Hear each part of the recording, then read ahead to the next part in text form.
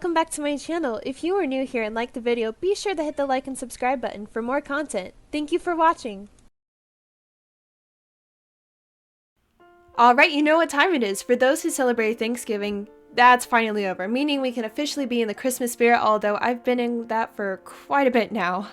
So I have made Christmas specials in the past, like the last year or whatever, and that is all in the Mistletoe Christmas special playlist on my channel, so be sure to go check that out. So far that features Daisuga, Aofuta, Lev Yaku, and Kenkuni. You'll see later in this video that I'm very much like Okawa when it comes to Christmas. It is one of my all-time favorite holidays. Fun fact, I have both written the script and edited all of this way back in September. I have problems. This is for two reasons. One, Christmas. And two, around the time that you are seeing this video, I will be starting finals and all of those fun exams for school, so this way I can attempt to get 2 updates rather than 1. And I will try to get this done every week that Christmas is going. My Christmas gift to you. Anygays, enough of my rambling, let's get to the gay.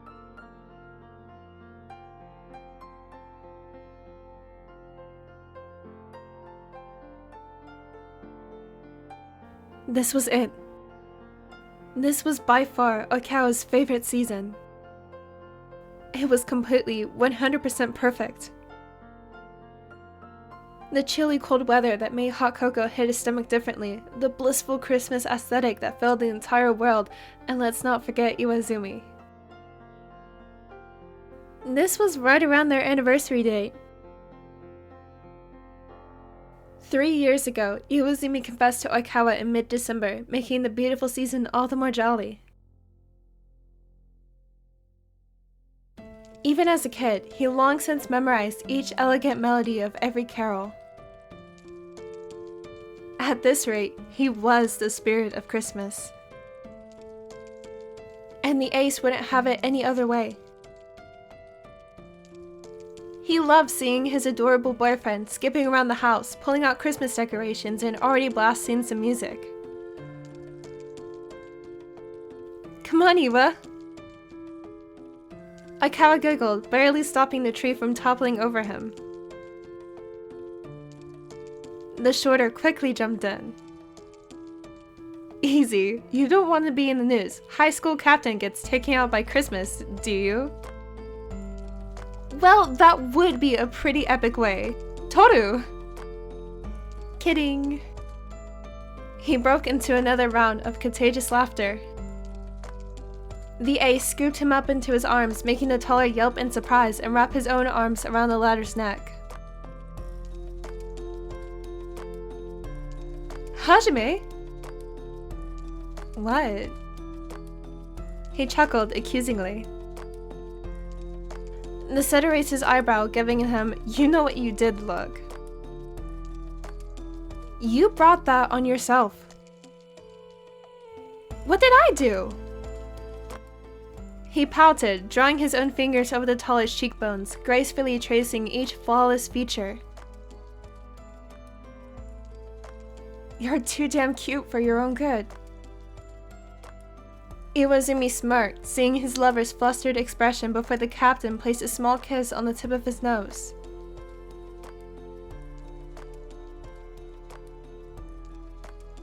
From there, the couple successfully managed getting the rest of the decorations up, with very little distractions. Okawa got up from the couch, with much protesting from the latter, who was leeching off of his warmth, and skipped to the kitchen to make some hot cocoa.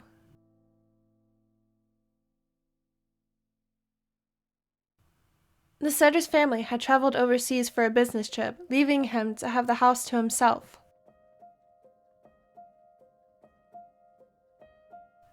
Before they left, they gifted the 2 hot cocoa bombs with the mystery flavors, knowing that they wouldn't be able to spend the holidays together, and their anniversary was around the corner.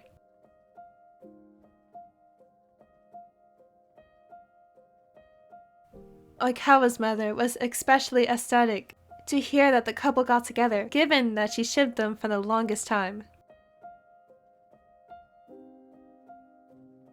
Okawa giggled at the memory, while warming up some milk and almond milk. Iwazumi's system doesn't take dairy too well. It's the thought that counts. Toru. The brunette quickly spun around, startled, seeing the letter right on his heels. The shorter laughed. You know what tomorrow is, right? Hajime grabbed his lover's hand, gently caressing his rough, callous hands over Oikawa's. Of course I do. How could I forget? He smiled, recalling that their anniversary was in fact tomorrow. The corner of the ace's lip turned upward, showing his pearl-white teeth while gazing into his hazel eyes that reminded him nothing less than warmth. Home. It was everything he could have imagined. Finding someone you can call a soulmate is hard, especially so early in life. Iwazumi likes to sit back and think how he got so lucky. Well, I was going to give you this tomorrow, but I couldn't wait. And honestly, I don't think that I could ever find the right time to do this, because every moment is perfect. He started stumbling over his words, a habit he had whenever he got nervous. Oikawa giggled at his behavior before he did a quick peck on his forehead, shutting him up. It's okay. The ace took a deep breath before pulling something out of his hoodie pocket. Now, I don't usually say these things, so please bear with me. I know I can be super arrogant and unruly at times, but somehow you're still here putting up with my mess. I'd say it's only fair, given you put up with my antics. He laughed, stirring the warmed milk on the stove, making sure it didn't boil over. He leaned on his good knee, making sure not to keep too much pressure on his bad one for long periods of time. Knowing all too well, as much as he loved winter, it didn't love him and his knee. True, you can be a handful. He chuckled, looping his arms around the taller's waist as he stirred the milk on the stove. He settled his pointy chin on the setter's shoulder, taking in his sweet smell, a mixture of hazelnut and lavender. It was typically a smell that not many would find a good combo, but to Hajime, it smelled like home. I've known you for many years now. Relieved to know you keep count. The ace smiled into his lover's shoulder, relishing how his voice and body vibrated with each laugh escaping his mouth. I'm serious. Okay, I'm seriously listening. Oikawa turned to face his lover, turning off his stove, realizing the milk was warm enough, and getting 2 Christmas-themed mugs out from the cupboard. We are young, and I know that we will have all of the time in the world because of that. Oikawa carefully poured the milk into the mugs, of course spilling some. After, he plopped the hot cocoa bombs in the cups, careful not to splash the hot milk towards him or his lover. He sat back, admiring the Christmas magic. Yeah, we've known each other most of our lives, yet it doesn't seem that long ago. He smiled, linking his pinky with the latter's, watching the chocolate bombs melting. I agree, and I don't want to rush anything, not when there is still so much to do and experience. I want us to take our time and live in the moment. Oikawa raised his eyebrow. Where is this going? Are you saying you want to have Toru, no! Oikawa bursted into a fit of laughter, seeing his shy lover turn at least a dozen shades of red. He absolutely loved teasing the shorter. I'm kidding. Continue. He brushed a small kiss on his temple, reassuring that it was okay to continue. Iwazumi was very surprised when he discovered that he actually needed a lot of reassurance in a relationship, but that was just what Oikawa was willing to give. What I'm trying to say is... He glanced at the mugs, seeing that one of the two bombs had melted, revealing unmixed hot cocoa mix, marshmallows, and red and green Christmas sprinkles. He took a deep breath. He connected his gaze with his lover's, as if in a trance. What I'm trying to say is, before I give this to you, don't get your hopes up just yet. This isn't what you're thinking, but it's close. Realizing the tense atmosphere the ace created, Oikawa realized that it was no joking matter, and he was 100% serious. What are you talking about? Iwazumi looked down, fidgeting with the object in his pocket before pulling it out and reconnecting his gaze. Toru, I love you. More than words can even describe. While one day, I would like this to be the real thing.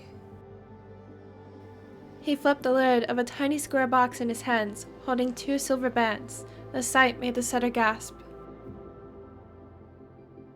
For now, I want us to take our time. We have the whole future ahead of us, so for now, promise me.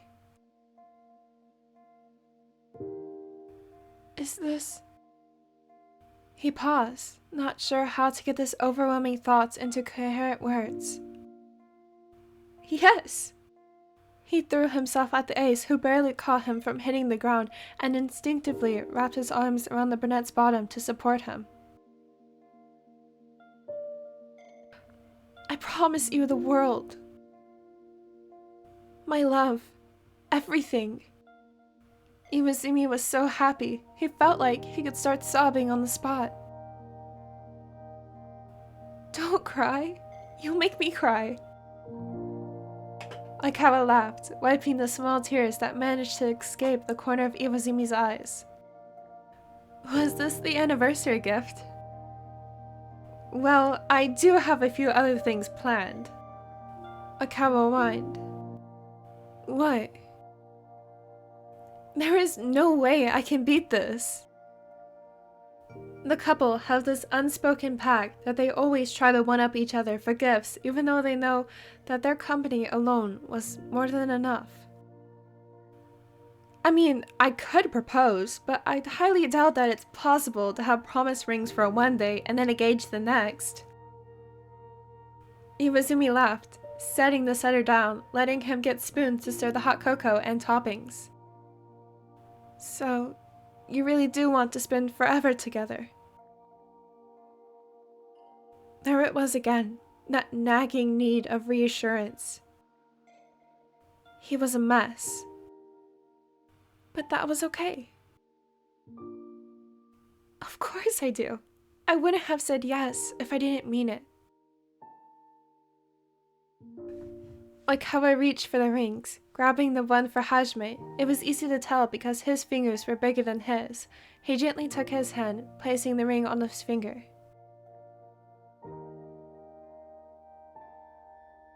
An overwhelming sense of happiness took over him, making his lip quiver, and before he knew it, he was crying all over again, sipping Oikawa's finger on his slim finger. Iwa! Oikawa couldn't help but laugh at the whole situation, at how adorably emotional the uptight and cruel Iwazumi was. Oikawa bumped into the doorframe, almost launching the tube of whipped cream from his hands before he paused. What's wrong? Did you hurt your knee? God, he loved this man. There seems to be a problem. The ace immediately walked over to assess the situation, only imagining the worst. Well, now you're in the same pickle I'm in. What do you... Oikawa interrupted him with a rather passionate kiss, their limbs immediately finding their way around another. Iwazumi pulled away first, breathless. What was that for? Oikawa smirked, pointing his index finger towards the ceiling, the latter's olive green eyes following. The ace broke into a fit of laughter, seeing that it was a flourished bushel of mistletoe. You're a dork, you know that? But I'm your dork. The raven chuckled, swinging the setter's upper half down, connecting their lips together once more. And I wouldn't have it any other way. He smiled, only imagining the possibilities that is going to be their future. Together. Well, that is the end of the first part of the Mistletoe series this year. Yeah, this year. This is technically the third part, but you know what I mean. All those singles out there, how single do you feel after watching this? Because I felt single writing it. Enjoy this fluff, because I know that I have tortured you with a lot of angst. Thank you for watching. As always, if you'd like to be kept up to date, check out any of my social medias. I hope that you all have a wonderful day or evening.